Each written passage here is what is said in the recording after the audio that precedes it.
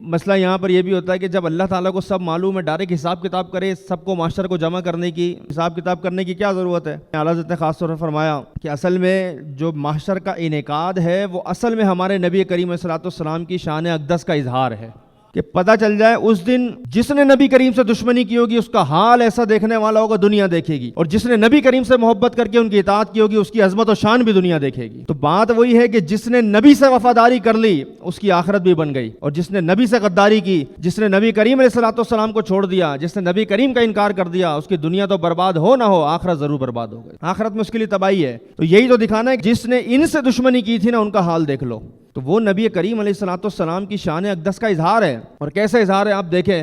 صحابی نے پوچھا یا رسول اللہ میدان معاشر میں آپ کو کہاں تلاش کریں؟ کہا حوض کوثر پر، کہا وہاں نہیں ملے تو پل صراط پر، وہاں نہیں ملے تو میزان پر۔ وہاں نبی کریم کیا کرنے گئے ہوں گے؟ ہمارا کوئی کام یا اپنا کوئی کام کرنے گئے ہوں گے؟ حوض کوثر پر ہم جیسے پیاسوں کو پانی پلا رہے ہوں گے، میزان میں ہم جیسے نکموں کے نامہ اعمال میں ضرور شریف ڈال کے اعمال داخل کر کے شفاعت کر کے داخل جنت کر رہے ہوں گے، پل صراط پہ رب سلم کی صدائیں لا کے ہمیں پار کروا رہے ہوں گے۔ وہ ایک جان کتنے کام کرے گی؟ ہزار جان فدا نرم نرم پاؤں سے، پکار سن کے اسیروں کی دوڑتا ہوگا۔ آج ہمارے برے وقت میں اگر کوئی ہمیں 10 روپے کی بھی مدد کر دے نا، ہم اس کا احسان نہیں بھولتے ہیں۔ میرے نبی کریم علیہ الصلوۃ والسلام کے کتنے احسان ہیں، بھول ہی نہیں سکتے ہیں۔ جو آج ان کو کہتے ہیں نا وہ کچھ نہیں کر سکتے، کل وہ بھی ان سے مدد مانگنے جائیں گے۔ جو آج کہتے ہیں وہ تو کچھ کر ہی نہیں سکتے، وہ تو اپنے اوپر سے مکھی نہیں ہٹا سکتے، کل تمہارے اوپر سے کیا کیا ہٹائیں گے وہ انشاءاللہ دیکھا جائے گا۔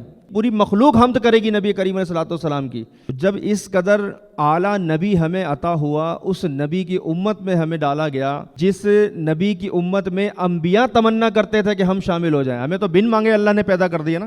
اور پھر ہماری ناشکری دیکھیں، ادھر نبی کا فرمان آتا ہے، ادھر سے چلا جاتا ہے۔